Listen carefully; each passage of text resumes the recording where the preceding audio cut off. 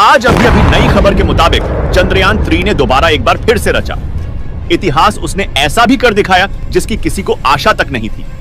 चंद्रयान 3 ने आज फिर से कुछ ऐसा किया है जिसके बारे में सुनकर अमेरिका, चीन, रूस सभी लोग हैरान हैं और भारतीय गर्व से चौड़े हो रहे हैं। चलिए आपको सारी नई खबरें इस एक वीडियो में दिखाते हैं और आपको दिखाते हैं कैसे चंद्र 3 ने फिर से कमाल कर दिया है। चलिए एक एक करके सारी सच्चाई आपके सामने पेश कर रहे हैं। उससे पहले यदि आप भी एक सच्चे हिंदुस्तानी हैं और आप भी सबकी मदद करना जानते हैं तो हमारे चैनल को सब्सक्राइब करके हमारी थोड़ी सी मदद कीजिए और हमारा मोटिवेशन बढ़ाइए। और सच्चे देशभक्त होने के नाते कमेंट में जय हिंद, जय भारत, जय इसरो लिखना बिल्कुल भी मत भूलिएगा।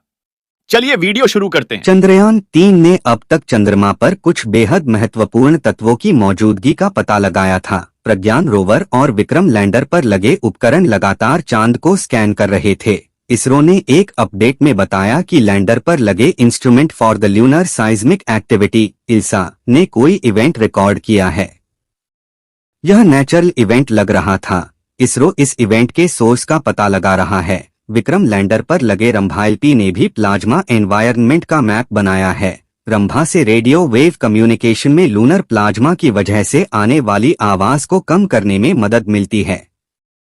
चंद्रयान 3 के रोवर प्रज्ञान में लगे दूसरे इक्विपमेंट ने भी चांद के साउथ पोल की सतह पर सल्फर की मौजूदगी का पता लगाया था। भारतीय स्पेस एजेंसी इसरो ने सोशल मीडिया पोस्ट में बताया कि रोवर में लगे APXS यानी अल्फा पार्टिकल एक्स-रे स्पेक्ट्रोस्कोप ने अब चांद पर सल्फर के साथ अन्य तत्वों का भी पता लगाया है।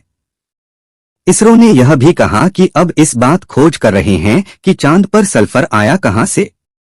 यह आंतरिक रूप से मौजूद है कि कोई ज्वालामुखीय घटना है या फिर किसी उल्कापिंड से चांद पर पहुंचा है। विक्रम लैंडर और प्रज्ञान रोवर ने कई शानदार खोज किए, कई नई बातें भी बताईं। चलिए पहले ये जान लेते हैं इन चीजों से भविष्य में इंसानी बस्ती बसाने में क्या मदद मिलेगी। अभी लैंडर और रोवर दोनों में लगे यंत्र अपना अपना काम कर रहे थे, नए नए डेटा जारी कर रहे थे। प्रज्ञान रोवर ने 29 अगस्त 2023 की रात यह खुलासा किया कि चांद के दक्षिणी ध्रुव के इलाके में ऑक्सीजन है। यह काम उसमें लगे लिब्स पेलोड यानी यंत्र लेजर इंड्यूस्ड ब्रेकडाउन स्पेक्ट्रोस्कोपी ने किया है। इस यंत्र को सिर्फ चांद की सतह पर मौजूद खनिजों और रसायनों की खोज और पुष्टि के लिए भेजा गया है। ये है लिब्स जिसने ऑक्सीजन समेत कई खनिजों, धातुओं और रसायनों की खोज की। चंद्रयान 3 के चांद पर सफल लैंडिंग के बाद भारत का मून मिशन हर रोज नए आयाम तय करते जा रहा था। विक्रम लैंडर और प्रज्ञान रोवर चांद पर अपनी खोज में लगातार महत्वपूर्ण प्रगति कर रहे हैं।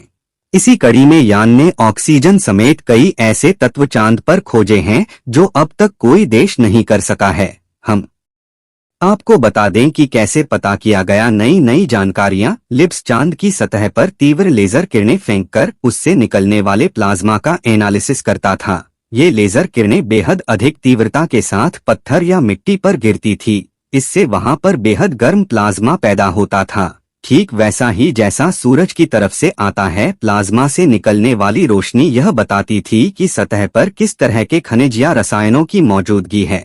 पहले ये कहा गया कि ऑक्सीजन मिल गया है, हाइड्रोजन की खोज जारी है, ये दोनों मिलकर पानी बना सकते हैं। यानी चांद पर इंसानों की बस्ती बसाने के लिए इन दोनों की जरूरत पड़ेगी। ये ही चांद पर जीवन स्थापित करेंगे। विक्रम लैंडर में लगे खास थर्मामीटर ने बताया था कि चांद की सतह के ऊपर और सतह से 10 सेंटीमीटर नीचे यानी करीब 4 इंच नीचे तक का तापमान में बड़ा अंतर है। लैंडर में लगे चांस्टे पेलोड ने यह काम किया था। चांस्टे ने चांद की ऊपरी सतह पर तापमान 50 से 60 डिग्री सेल्सियस के बीच दिखाया था। वहीं 4 इंच जमीन के नीचे पारा -10 डिग्री सेल्सियस पर था। चांद के दक्षिणी ध्रुव इलाके में इंसानी बस्ती कहां बसानी है, कैसे बसानी है ताकि तापमान के बदलाव को इंसानों के लायक रखा जा सके, इसमें मदद मिलेगी। ऐसी जगह ह्यूमन कॉलोनी नहीं बनाई जाएगी जहां पर तापमान भयानक बदलाव करता हो। अगर बनानी हुई तो इससे बचने का उपाय खोजा जाएगा। चलिए जानते हैं कि इन रसायनों और खनिजों के मिलने से क्या फायदा होगा। अगर इंसान चांद पर रसायनों और खनिजों को मनमाफिक बदलने के यंत्र ले जाए तो वह बहुत सारी चीजें चांद पर ही बना सकता है। उनका वहीं इंसानी बस्ती बसाने में मदद ले सकता है। आइए जानते हैं कैसे और किस तरह से ये सब हो सकेगा। पहला है सल फर्क चांद की सतह पर सल्फर मिलने की पुष्टि भी हुई है। यह के हल्के पीले रंग का रसायन है जो इलेक्ट्रिसिटी का कमजोर कंडक्टर है, पानी में घुलता नहीं है। ये सोना और प्लैटिनम को छोड़कर सभी धातुओं से रिएक्ट करता है, जिससे सल्फाइड्स बनता है। अब वहाँ इसका क्या इस्तेमाल हो सकता है? सल्फर की मदद से एसिड, फर्टिलाइजर, कार बैटरी, तेल रिफाइनिंग, पानी की सफाई, खनिजों के खनन में इस्तेमाल होता है।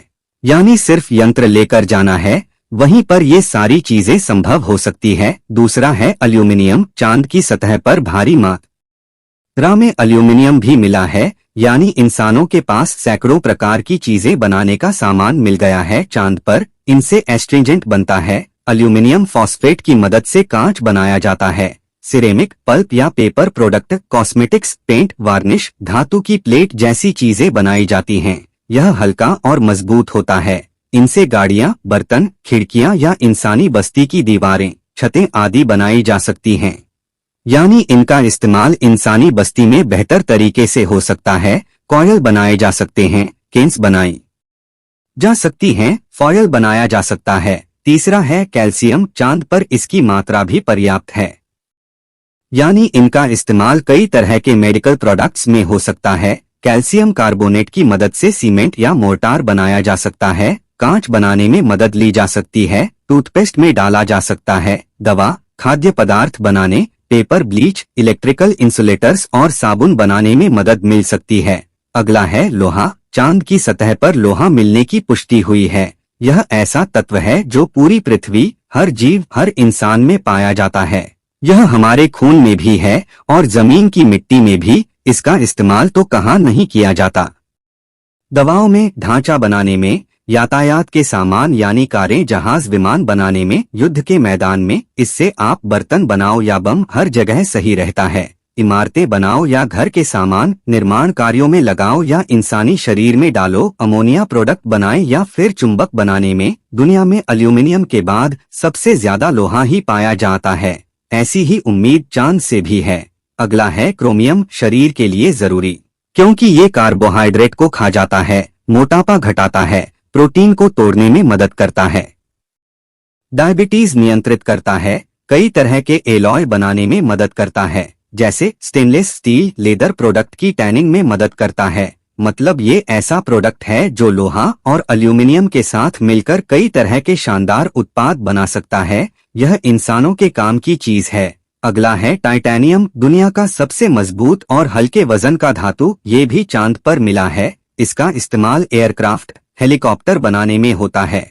इसे बुलेट प्रूफ जैकेट और आर्मर प्लेटिंग में इस्तेमाल करते हैं। नौसैनिक जहाजों को बनाने के लिए इसका उपयोग होता है, यानी एरोस्पेस, मेडिकल, केमिकल, मिलिट्री और खेल के सामान बनाने में इसका पूरी दुनिया में इस्तेमाल होता है। अगली धातु है मैंगनीज। ये भी चांद पर मिला है। इसका इस्तेमाल औद्योगिक और बायोलॉजिकली होता है। इंसानी शरीर में यह कोशिकाओं को डैमेज होने से बचाता है, ऊर्जा पैदा करने में मदद करता है, हड्डियां मजबूत करता है, इम्यूनिटी बढ़ाता है, कांच बनाने में, पिगमेंट्स और बैटरी बनाने में इस्तेमाल होता है, स्टील की डिऑक्सीडाइज करने और एल्यूमिनियम को मजबूत बनाने में मदद करता है, फर्टिलाइजर बनाने, जानवरों का खाना, पानी का ट्रीटमेंट करने वाला रसायन बनाने में मदद करता है। अगला है सिलिकॉन। चांद पर मिले इस पदार्थ का इस्तेमाल धरती पर कई तरह से किया जाता है। कंस्ट्रक्शन इंडस्ट्री में, सीमेंट और बिल्डिंग मोर्टार बनाने में, सिरेमिक बनाने में, बॉडी इम्प्लांट्स बनाने में जैसे ब्रेस्ट इम्प्लांट्स, कॉन्टैक्ट लेंस,